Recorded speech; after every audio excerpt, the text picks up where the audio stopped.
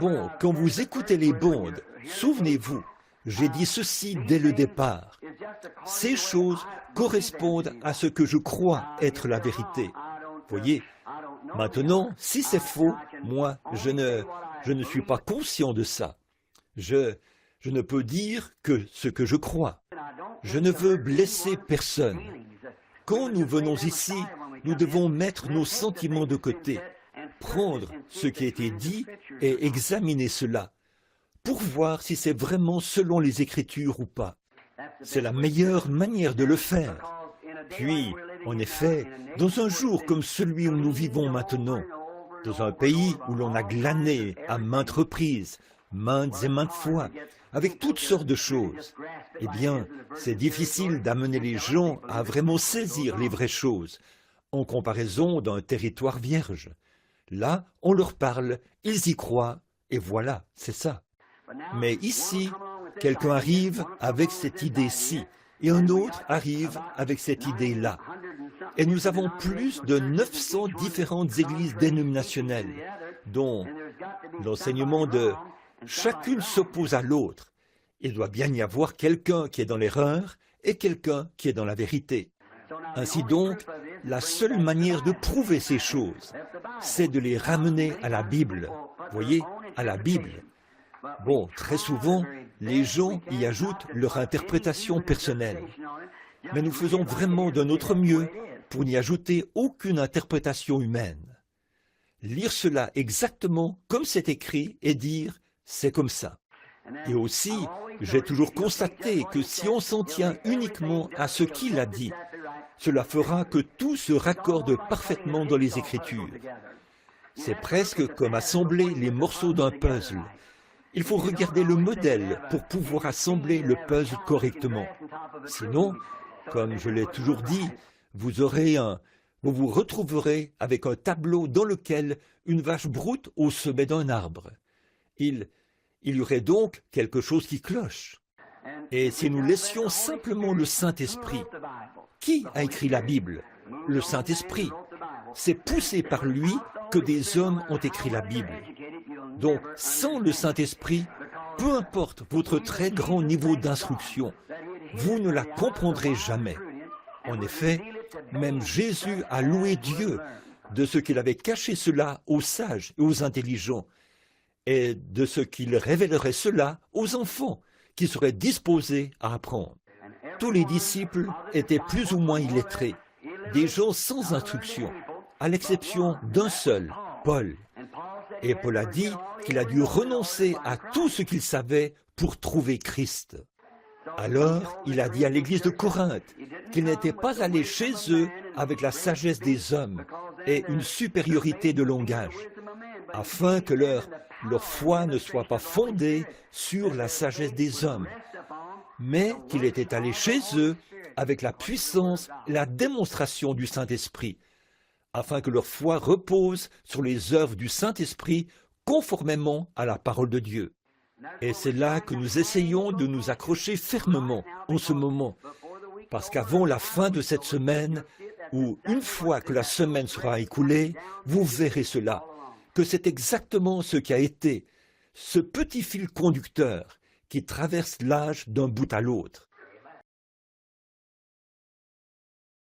Amos, chapitre 8. Le Seigneur l'Éternel m'envoya cette vision. Voici, c'était une corbeille de fruits. Il dit, « Que vois-tu, Amos ?» Je répondis, « Une corbeille de fruits. » Et l'Éternel me dit, « La fin est venue pour mon peuple d'Israël. Je ne lui pardonnerai plus. En ce jour-là, les champs du palais seront des gémissements, dit le Seigneur l'Éternel. On jettera partout en silence une multitude de cadavres. Écoutez ceci, vous qui dévorez l'indigent, et qui ruinez les malheureux du pays. Vous dites, quand la nouvelle lune sera-t-elle passée, afin que nous vendions du blé? Quand finira le sabbat, afin que nous ouvrions les greniers?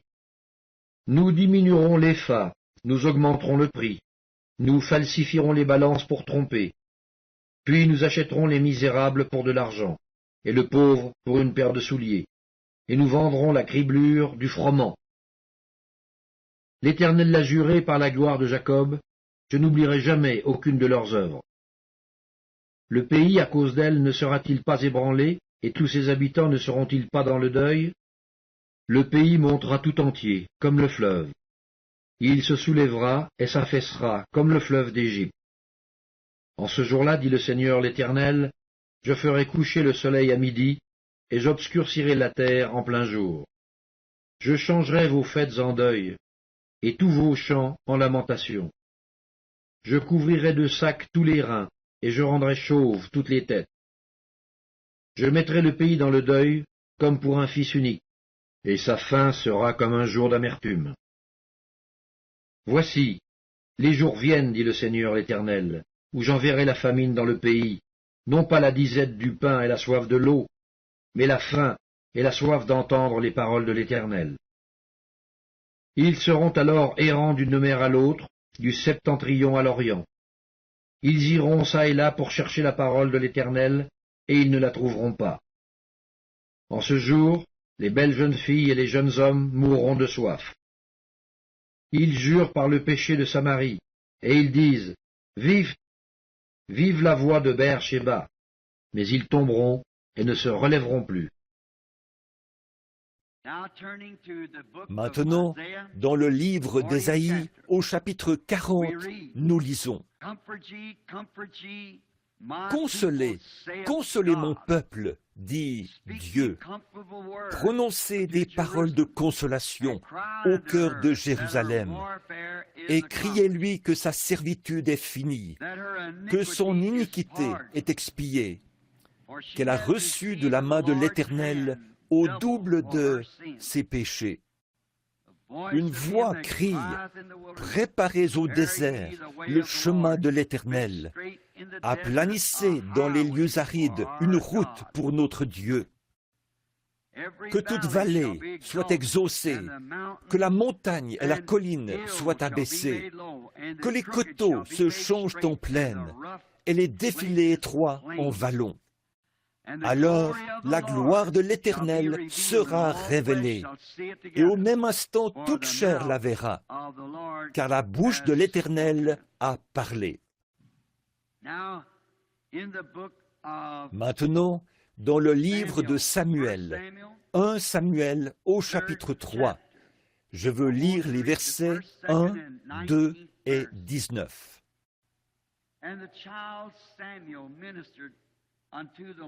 Le jeune Samuel était au service de l'Éternel devant Élie. La parole de l'Éternel était rare en ce temps-là. Les visions n'étaient pas fréquentes.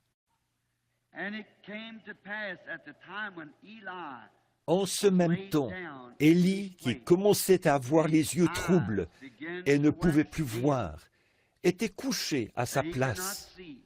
La lampe de Dieu n'était pas encore éteinte, et Samuel était couché dans le temple de l'Éternel, où était l'arche de Dieu. Alors l'Éternel appela. Il répondit, « Me voici. »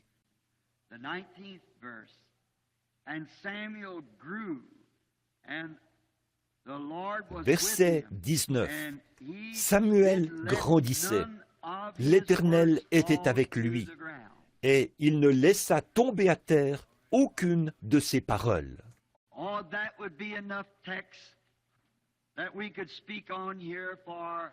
Oh, ce texte contient assez de matière pour alimenter une prédication d'un mois. Nous pourrions aussi tirer un abondant contexte de ce glorieux texte. Mais ce matin, si nous comptons terminer à l'heure prévue, nous n'avons plus qu'une vingtaine de minutes de... L'école du dimanche est finie, je suppose. Ou peut-être se fera-t-elle après ce service, je ne sais pas. Mais quoi qu'il en soit, voici le sujet que je désire élaborer. La voix de Dieu en ces derniers jours. C'est une époque tout à fait remarquable. Dans le passage des Écritures qui sert de base à notre prédication, nous constatons qu'il est dit « Du temps de Samuel, les visions n'étaient pas fréquentes. Et donc, quand il n'y a pas de vision, dit la Bible, le peuple est sans frein. Nous devons avoir une vision. Les visions viennent aux prophètes. C'est la parole du Seigneur qui leur est adressée.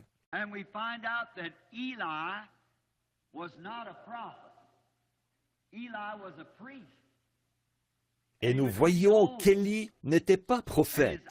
Élie était sacrificateur. Il se faisait vieux. Il commençait à avoir les yeux troubles, de sorte qu'il n'arrivait plus à se déplacer facilement. Et c'était un homme grand et corpulent. Il s'était mis à négliger l'œuvre de l'Éternel.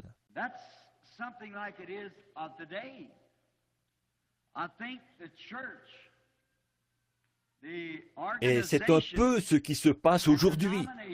Je pense que l'Église, l'organisation et les dénominations sont sur le champ missionnaire depuis si longtemps qu'elles commencent à se relâcher. Et on néglige l'œuvre du Seigneur.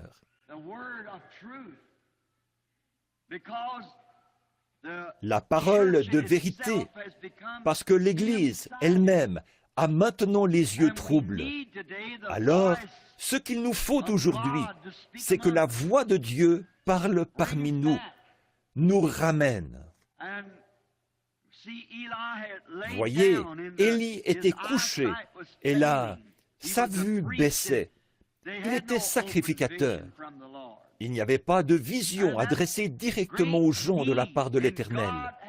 Et c'était un grand besoin. Or, Dieu a promis de subvenir aux besoins de l'heure. Il le fait toujours.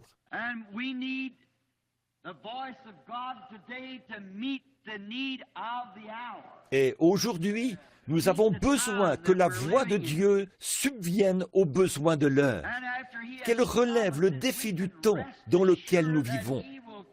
Et comme il a fait cette promesse, nous pouvons être sûrs qu'il tiendra sa promesse. Voilà la confiance que le croyant a en son Créateur. Il a promis de subvenir à ce besoin. Ésaïe, chapitre 30. Cependant l'Éternel désire vous faire grâce, et il se lèvera pour vous faire miséricorde. Car l'Éternel est un Dieu juste. Heureux tous ceux qui espèrent en lui. Oui, peuple de Sion, habitant de Jérusalem, tu ne pleureras plus. Il te fera grâce quand tu crieras. Dès qu'il aura entendu, il t'exaucera. Le Seigneur vous donnera du pain dans l'angoisse et de l'eau dans la détresse. Ceux qui t'instruisent ne se cacheront plus, mais tes yeux verront ceux qui t'instruisent. Tes oreilles entendront derrière toi la voix qui dira « Voici le chemin, marchez-y ». Car vous iriez à droite ou vous iriez à gauche.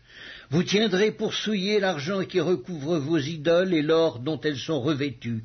Tu en disperseras les débris comme une impureté. Hors d'ici, leur diras-tu.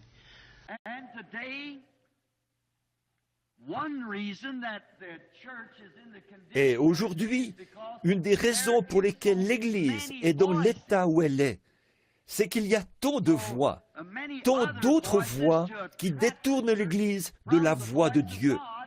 Elles sont si nombreuses qu'il est fort probable que beaucoup n'entendraient pas la voix de Dieu, même si on la prononçait au beau milieu d'eux. Peut-être qu'ils ne comprendraient même pas cette voix, parce qu'elle leur serait étrangère.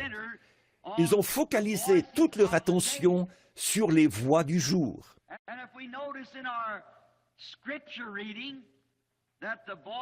Et si nous remarquons dans le passage que nous avons lu, il est dit que la voix de Dieu leur était étrangère. Et c'est de nouveau le cas aujourd'hui, alors que la voix de Dieu, il y a tant d'autres voix.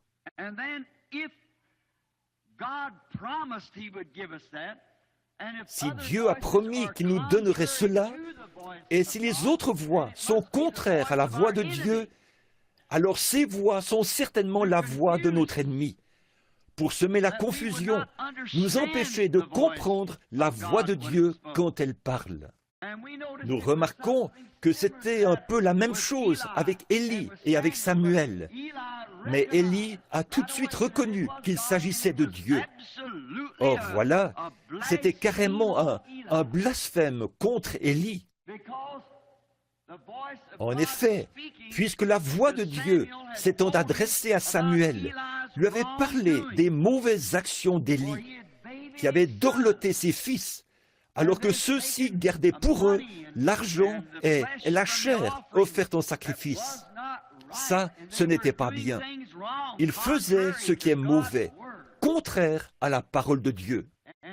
Et Samuel avait, la seule chose que Samuel pouvait faire, c'était de rapporter fidèlement ses paroles. Mais il était un peu réticent, parce que cela condamnait le lieu même où il avait été envoyé pour y être éduqué, par Élie et dans le temple. Mais Élie lui a dit, « Parle !» Voyez ? Et Samuel lui a dit exactement ce qui allait arriver, que Samuel, ou que les jours d'Élie étaient terminés en tant que sacrificateur, parce que Dieu avait parlé, et il transmettait là son message par le prophète Samuel. Il avait eu une naissance très particulière, avait été consacré au Seigneur dès son enfance. Il était encore enfant, Dieu lui a parlé, et il le préparait pour un travail qu'il allait faire plus tard. Et les jours d'Élie tiraient à leur fin.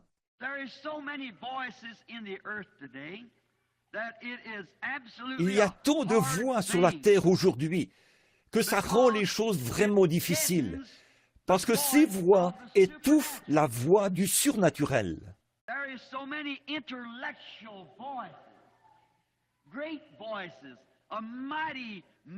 Il y a tant de voix intellectuelles, les grandes voix de puissants intellectuels qui, par leur intellect, ébranlent même les nations.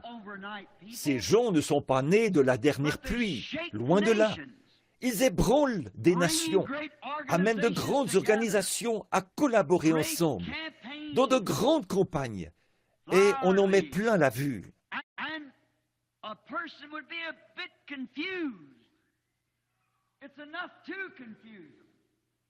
C'est assez déroutant pour les gens. Il y a de quoi être dérouté. Quand on voit ces choses évoluer et avoir du succès, et il y a des voix qui s'élèvent pour faire ces choses, ce qui fait que la voix de Dieu est reléguée quelque part à l'arrière-plan, la véritable voix de Dieu. Et la voix de Dieu, ils disent, comment reconnaîtrons-nous que c'est la voix de Dieu? C'est que, aujourd'hui, à cette époque-là, elle était dans un prophète confirmé. Et aujourd'hui, comment nous reconnaissons que c'est la voix de Dieu? Par la manifestation de la parole du prophète. Le prophète de Dieu, c'est ceci. Une véritable voix de Dieu ramène simplement ce vrai Dieu, ce Dieu vivant, surnaturel, avec sa parole surnaturelle et la manifestation surnaturelle de la véritable parole. Nous reconnaissons alors que c'est la voix de Dieu. En effet, et c'est sûr, il y a tellement d'autres voix dans les autres sphères que cette voix est presque étouffée. Mais souvenez-vous-en, elle brillera, elle retentira, elle le fera.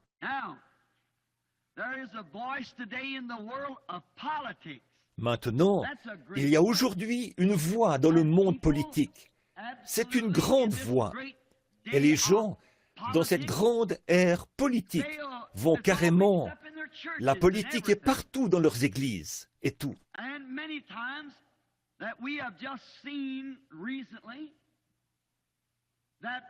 Souvent, et c'est ce que nous avons vu récemment, la voix de la politique résonne en fait plus fort que la voix de Dieu dans les églises. Sinon, le peuple américain n'aurait jamais fait ce qu'il vient de faire. Voyez, il ne l'aurait jamais fait.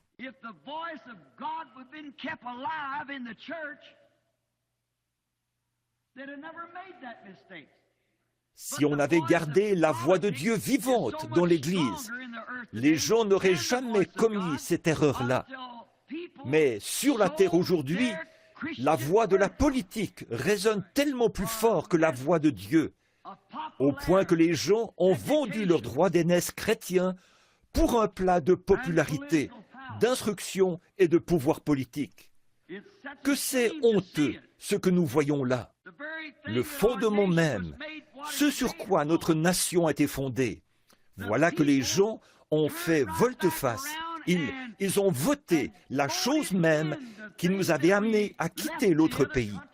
Et Plymouth Rock, le Mayflower et tout ça. Nous sommes venus développer cette grande économie qui est la nôtre.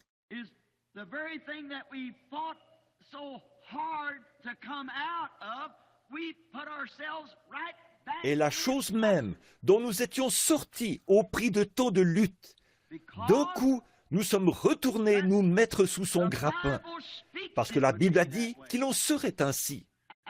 Le système d'Élie, le sacrificateur à la place du prophète. Le prophète, c'est la parole.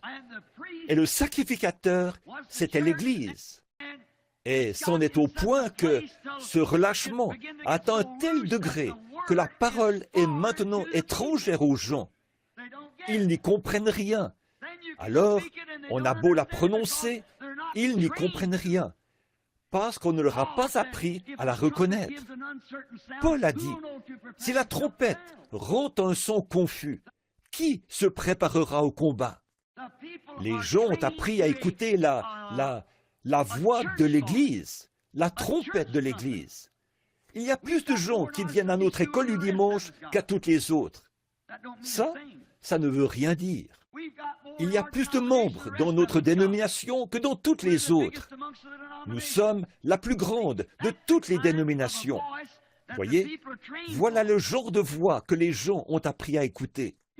Ils sortent dans les rues pour témoigner aux gens, les faire adhérer. On les fait adhérer par dizaines de milliers lors de grandes campagnes. Qu'est-ce qui les intéresse? Nous avons la plus grande église. Nous avons la plus grande assemblée. Nous avons l'école du dimanche qui compte le plus de membres. Le maire de la ville vient à notre église. Tout ça, c'est peut-être bien. Mais si cette même église n'a pas appris à reconnaître la voix de Dieu, la trompette de l'Évangile, alors, ça sert à quoi? Le premier livre des rois, chapitre 22. On resta 3 ans sans qu'il y eût guerre entre la Syrie et Israël. La 3e année, Josaphat, roi de Juda, descendit auprès du roi d'Israël.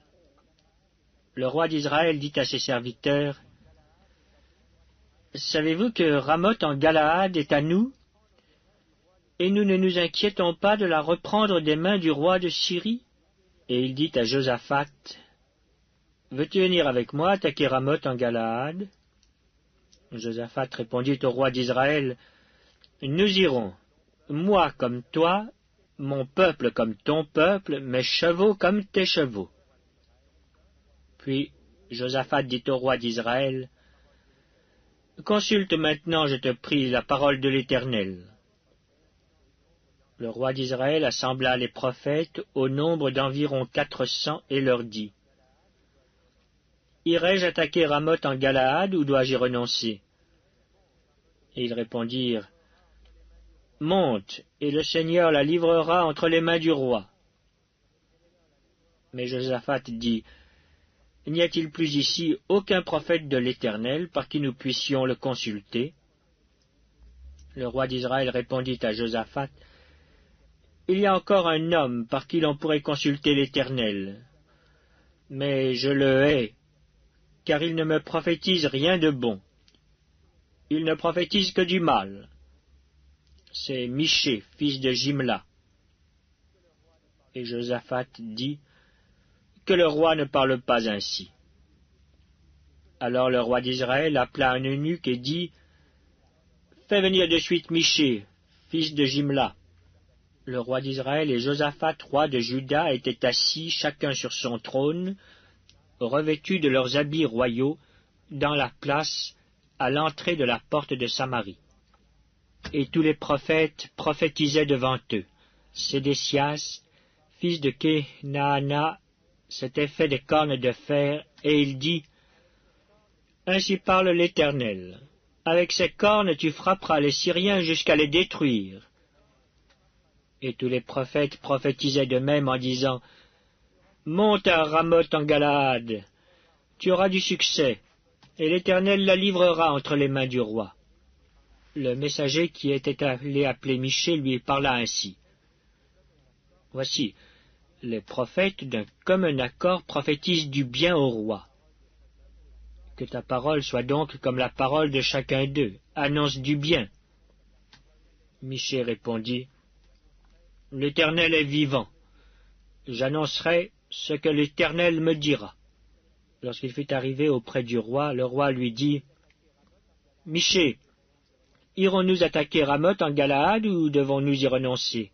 Il lui répondit, « Monte, tu auras du succès, et l'Éternel la livrera entre les mains du roi. » Et le roi lui dit, « Combien de fois me faudra-t-il te faire jurer de ne me dire que la vérité au nom de l'Éternel ?» Michée répondit, « Je vois tout Israël dispersé sur les montagnes comme des brebis qui n'ont point de berger. Et l'Éternel dit, « Ces gens n'ont point de maître. Que chacun retourne en paix dans sa maison. » Le roi d'Israël dit à Josaphat, « Ne te l'avais-je pas dit? Il ne prophétise sur moi rien de bon, il ne prophétise que du mal. » Et Michée dit, « Écoute donc la parole de l'Éternel. J'ai vu l'Éternel assis sur son trône, et toute l'armée des cieux se tenant auprès de lui à sa droite et à sa gauche. Et l'Éternel dit, « Qui séduira Akab pour qu'il monte à Ramoth en Galaad et qu'il y périsse ?» Ils répondirent, l'un d'une manière, l'autre d'une autre. Et un esprit vint se présenter devant l'Éternel et dit, « Moi je le séduirai. » L'Éternel lui dit, « Comment ?» « Je sortirai, répondit-il, et je serai un esprit de mensonge dans la bouche de tous ces prophètes. » L'Éternel dit, « Tu le séduiras, et tu en viendras à bout. Sors, et fais ainsi. Et maintenant, voici, l'Éternel a mis un esprit de mensonge dans la bouche de tous tes prophètes qui sont là. » Et l'Éternel a prononcé du mal contre toi. Alors Sédécias, fils de Kenaana, s'étant approché, frappa Michée sur la joue et dit, « Par où l'Esprit de l'Éternel est-il sorti de moi pour te parler ?» Michée répondit, « Tu le verras le jour où tu iras de chambre en chambre pour te cacher. » Le roi d'Israël dit, « Prends Michée, et emmène-le vers Amon, chef de la ville, et vers Joas, fils du roi. Tu diras, « Ainsi parle le roi. Mettez cet homme en prison, et nourrissez-le du pain et de l'eau d'affliction, jusqu'à ce que je revienne en paix. » Et Michée dit, « Si tu reviens en paix, l'Éternel n'a point parlé par moi. » Il dit encore, « Vous tous, peuple, entendez. » Et quand survient quelque chose, comme ce qui est survenu au sein de notre gouvernement, qu'est-ce qui s'est passé? L'Église, comme elle ne connaissait pas la voix de la trompette, elle n'a pas su quoi faire. Devant les grandes promesses de prospérité et l'entrée en scène d'un géant intellectuel, les gens ont foncé tête baissée, la chose même que la Bible avait prédite. Voilà, ils l'ont implantée. Voyez, c'est une voie politique. Et c'est là la preuve que cette voie l'a emporté sur la voie religieuse. Autrement, ils n'auraient jamais fait ce qu'ils ont fait. La voie de l'Évangile. En effet, on nous promet plein de trucs, on nous promet la prospérité, et nous l'aurons sans doute. Mais tout ça, c'est sans importance pour le croyant. Prenez l'Épître aux Hébreux, au chapitre 11. Écoutez Saint Paul parler de ces gens qui, à leur époque, allaient çà et là, vêtus de peau de brebis et de peau de chèvre, dénués de tout, n'avaient pas où aller, ne pouvaient pas entrer dans la ville. Je lisais quelque chose au sujet du concile de Nicée, où les grands points de débat ont été soulevés. À Nicée, Rome, 300 ans après la mort de Christ, lors du grand concile de Nicée, alors que la merveilleuse Église avait pris position pour la vérité et réclamait la Bible. Or, les convertis romains de la première Église de Rome y avaient introduit des dogmes, comme Noël, par exemple. Noël, eh bien, Christ n'est pas plus né le 25 décembre que moi. En effet, les collines de la Judée étaient enneigées, et c'est en contradiction avec toutes les autres prophéties de la Bible. Il est né au printemps, comme le sont tous les agneaux. Pourquoi est-il né dans une étable plutôt que dans une maison? Il était un agneau. Pourquoi ne s'est-il pas précipité vers l'autel ou vers son autel où il était crucifié à la croix? Il était mené à la croix. On mène la brebis à l'abattoir. Il était un agneau. Alors, il est né à la période où naissent les agneaux. Mais voyez-vous, pour ce faire, ils ont célébré l'anniversaire du dieu Soleil. Et dans le système solaire, le Soleil, pendant 5 jours, du 20 décembre au 25 décembre, il n'y a presque pas de mouvement du Soleil. La durée du jour se rallonge quotidiennement, un tout petit peu. Elle s'allonge encore et encore, jusqu'à atteindre son apogée en juillet. Et en décembre, elle diminue pour atteindre le jour le plus court. Et au cours de cette brève période du 20 au 25, il y avait le cirque romain et la célébration de l'anniversaire du dieu Soleil.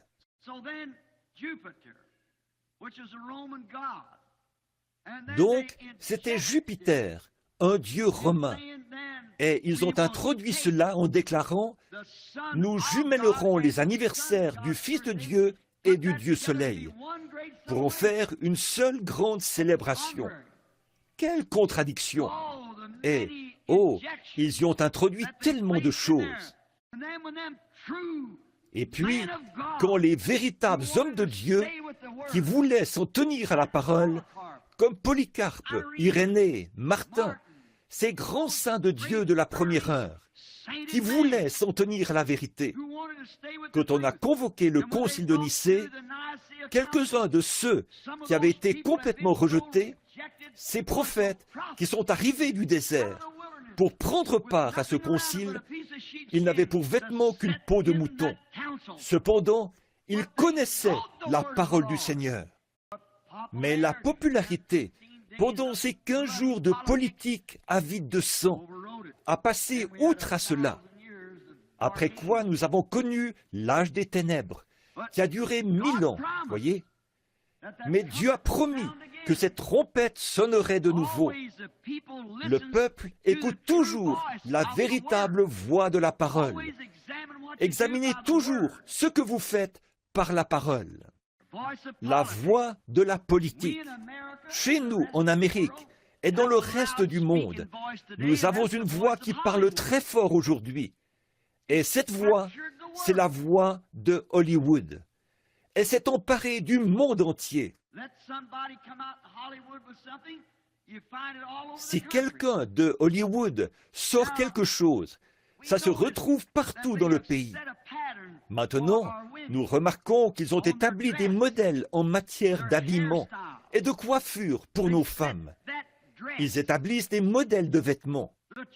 L'Église est censée connaître la voix de la trompette de Dieu sur ce sujet. Mais il y a tellement de confusion, parce qu'on voit les autres le faire, des modèles. Ne prenez jamais pour modèle ce genre de choses, parce qu'elles sont périssables. Écoutez toujours la voix de Dieu, ce que lui, il déclare à ce sujet.